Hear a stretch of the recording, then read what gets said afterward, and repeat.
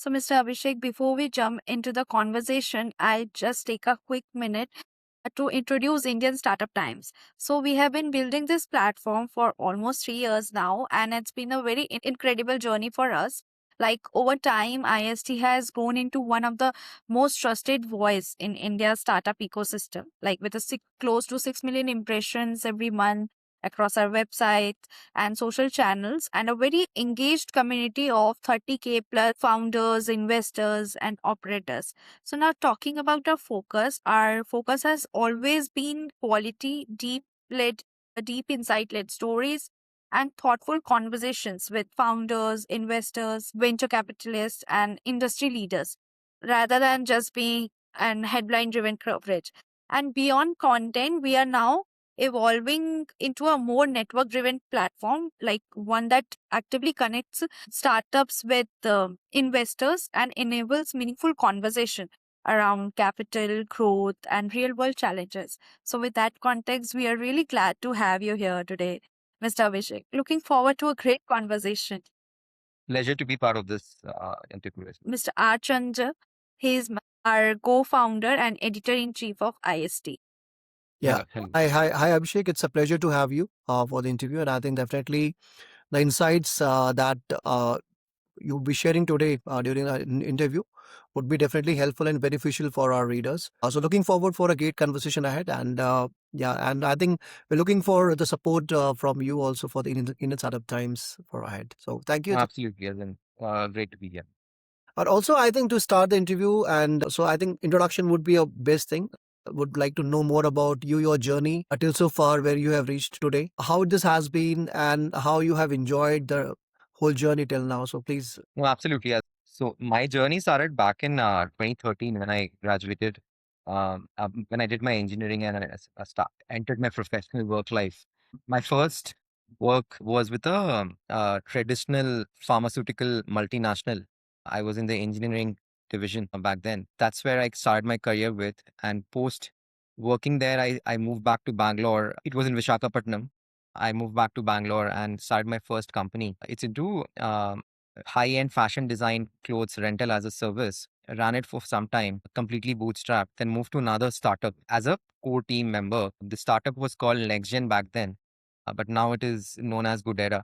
So we raised funding from multiple tier one venture capitalists back then, including the likes of Nexus, Omidyar, Elevation, which was called Seth Partner back then, and multiple renowned angels. Wore multiple hats there, right from looking at product to growth and expansion, essentially, to some bit of getting involved in core operations. So that's what my role was. In 2019, I decided to move out of the organization, move to Europe, did my masters, went to HEC Paris, did my masters there.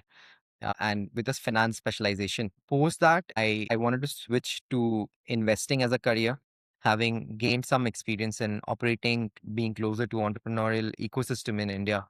So my first stint of investing was with this global private equity fund called Blue Future Partners, based in Germany. It was based in Munich, Germany. So there we used to invest in multiple asset classes, but predominantly my focus was in venture side of things. Growth investing is what I was looking at, and also fund of funds. So looked at companies majorly from Europe, US, Israel, but India was never a mandate for them. Convinced the internal leadership to look at India, and we entered India through a fund of fund investment into one of the leading VC fund out there in India.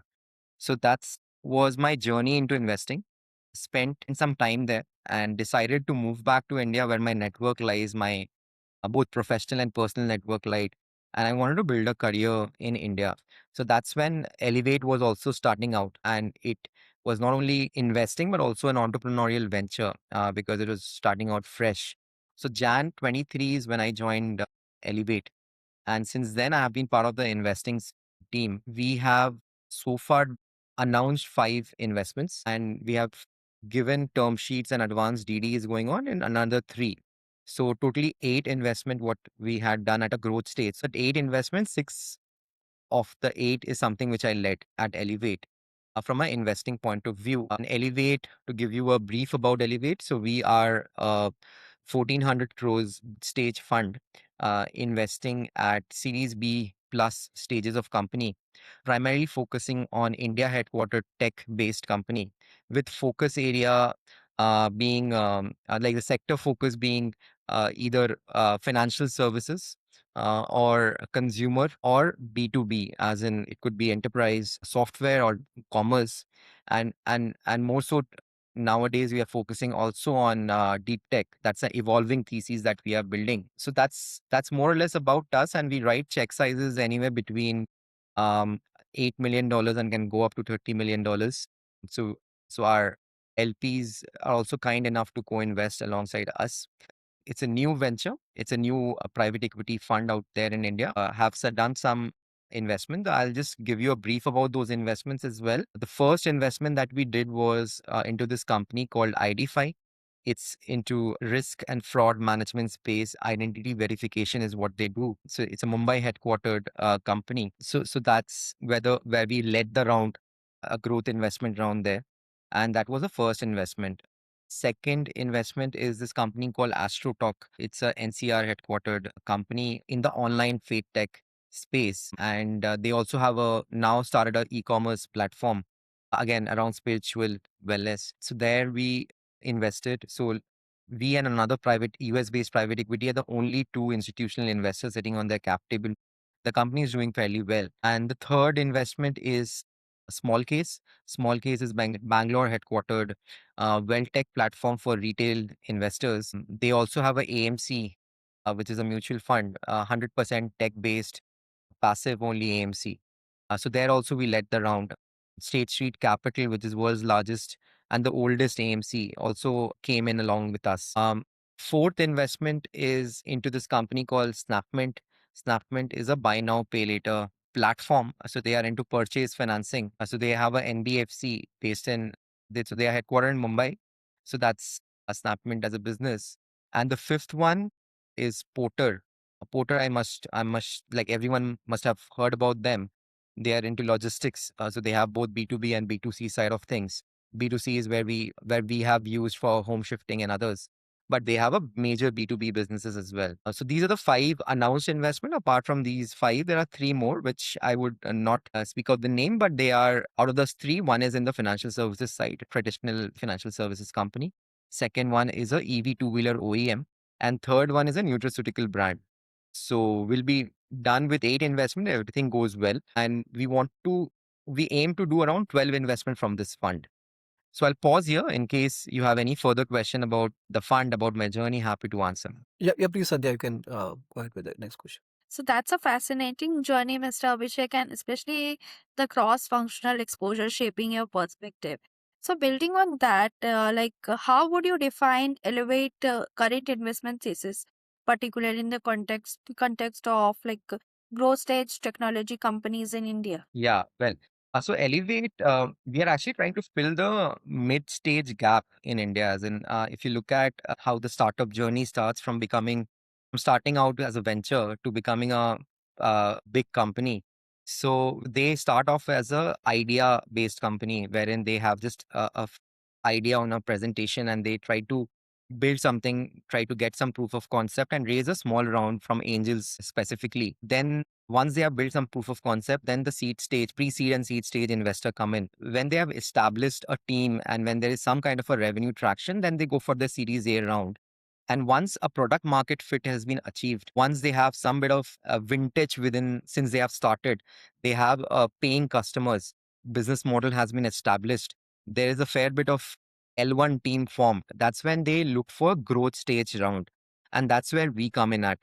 Traditionally, that's basically a Series B plus stage that we come in at.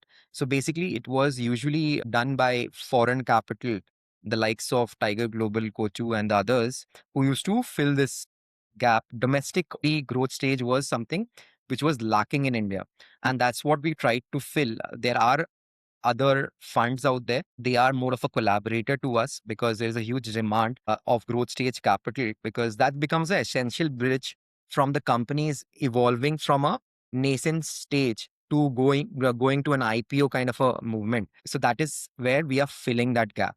With respect to the thesis, as I mentioned, we had like the 3-4 areas that we focus on. Financial services is one of the key areas where I personally spend more and more time. Others are consumer services, a consumer, a B2B, software and commerce. And now deep tech is also evolving. Check sizes 8 to 30 million is what we look at. We want our company to be either profitable or closer to profitability is one of the key metric that you will find regularly in our investments that we have done. We invest for growth, for revenue, the type of vertical. We break down revenue into different parts and see which vertical is giving what revenue. We want our company to have fair good gross margin so that they can justify their team cost and the SG&A cost below it. And CAC payback is very important for us. Once we invest in this company, we want our company to think like an institution, as in think like a public market company already. Once we are investing in them, governance becomes very important to us. Having a sound board, having good institutional investor, having processes set is quite important for our companies, and that's the reason you will see all our companies having a great investor already sitting on their cap table before we have come in, and along with us, our institutional investor co-invest as well. And the last thing is the team. Founders is very important, as in we like founder-driven businesses, but we also appreciate the fact that the founders have evolved from building a product to now building a company. They are hiring people, the right set of people drive the future growth. So the leaders that they hire, we spend a lot of time speaking to them, understanding their vision, how they are aligned. And we want the founders to have the sense that they can hire people who are better than them so that collectively and they serve as a complementary board to brainstorm and get the company to a successful, like a successful venture which outlives them. So that's what we want our companies to have. So it's interesting actually especially like your emphasis on the quality driven revenues, not on the quantity driven revenues, profit margin and all. Like just like you mentioned that you focus on profitability of the company, not the team management and all.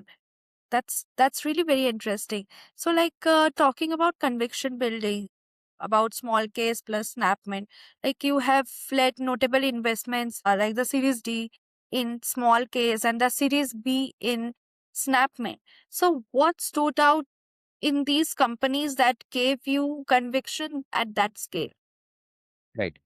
No, very good question. And then small case and Snapwind are, we honestly think they are gems in our portfolio. Great team starting great ventures. They have been there since quite some time. Small Case is 2015 founded. Snapmint is 2017 founded. They have spent enough time in the system to reiterate, gone through ups and downs, and they have mitigated a lot of risk with respect to product market fit, especially. If you talk about small case in particular, small case, if you look at in today's lingo, it has become a common noun from becoming. So if you are investing in model portfolio, we usually say we are small case. We are doing small cases, irrespective of either you're doing on the platform or outside. So they have build a brand over the period of time. Great founders and great L1 team is what I would say for small case, and also for Snapmint, of course.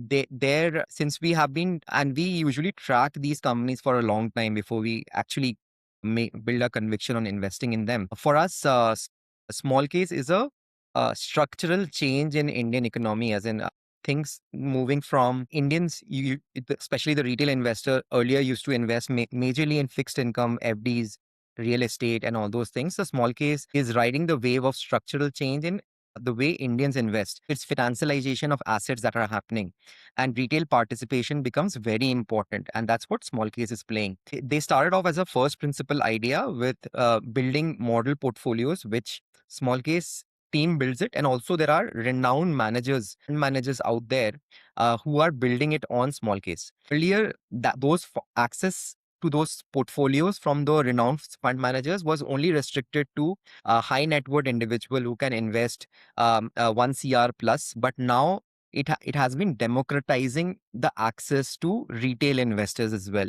And that is something which we are quite appreciative of. And also the market becomes quite big.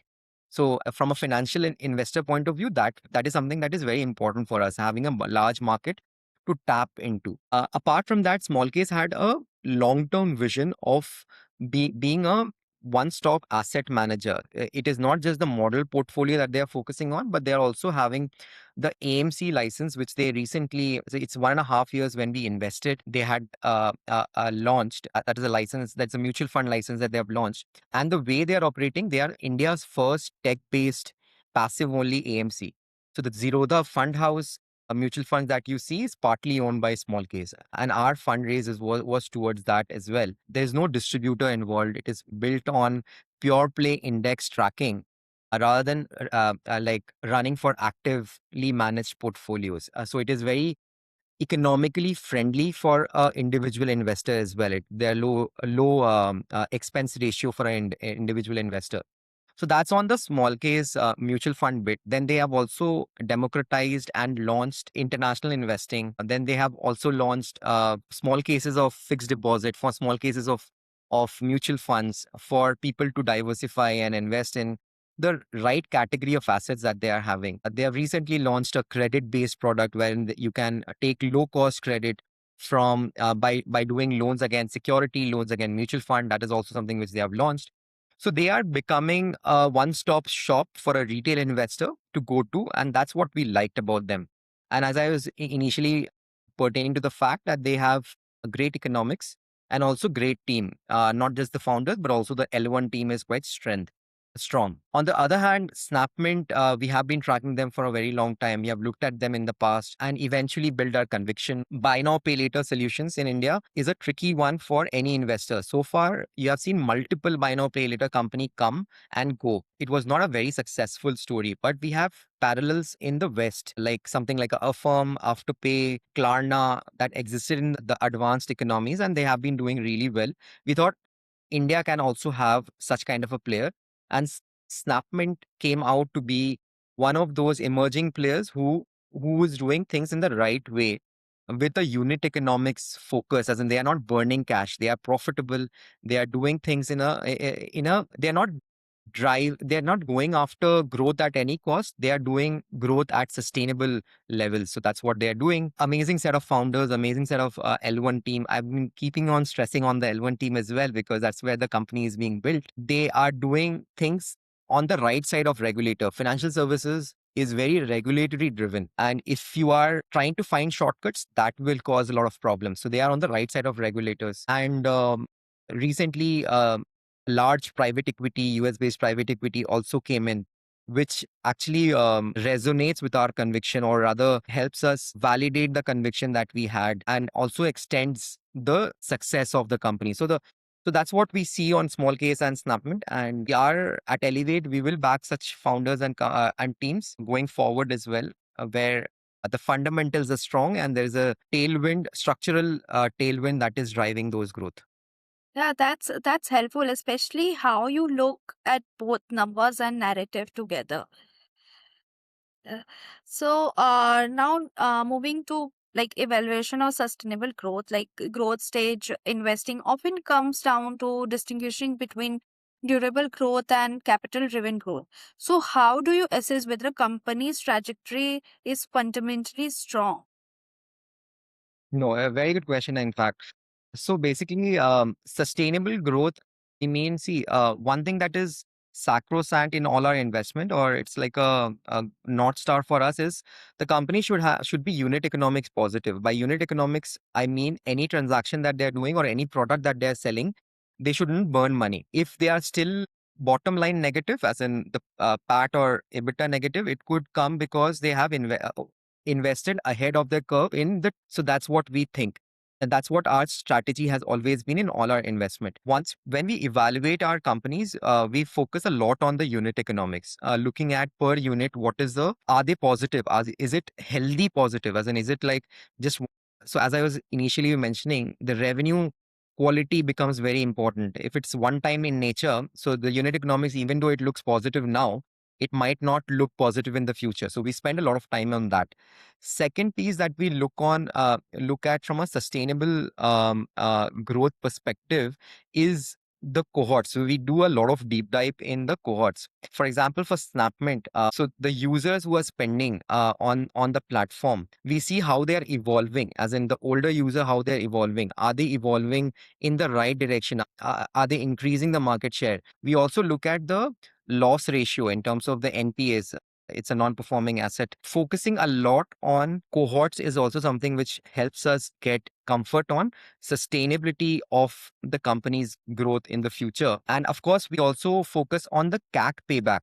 So CAC is a customer acquisition cost, and in today's age, digital spending has become a route, like a primary route for acquiring customer. And whenever you look at a company, we try to see the marginal growth of revenue. Is it coming from spending a lot on customer acquisition, or is it coming from a fact that they are becoming a brand itself, and even though they are spending on marketing, but the marginal revenue is coming in a profitable way.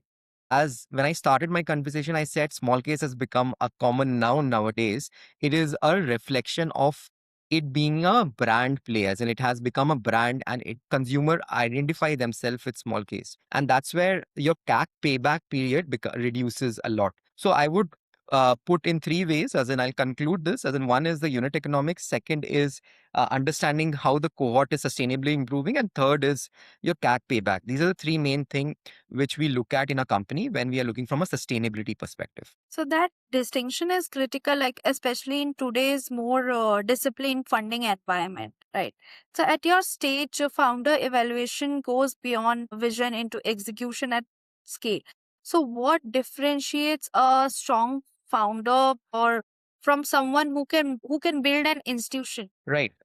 See, like founders come from different walks of life, as in they have their own skill set, and when when we are evaluating at our stage, intellect and hustle is something which is anyways a table stake, as in we don't question them on that. Of course, they have seen it and they have done it and they have multiple times done it. So the muscle memory has already come in. What we want the founders to do to look at right now is, can they build companies rather than just building products? So that's something which I also mentioned earlier. So we focus on founders where they think of from an institutional perspective, as in what are the trade-offs in their decision, rather than looking at just reporting things to you. They also talk about different decisions that they have to take and what are the trade-offs that would happen once they are taking those decisions. So if you look at a board of a growth stage founders, as in all our companies, they will always be focused on quality of data rather than quantity of data. It's not just about reporting dashboards and everything, but they will also focus on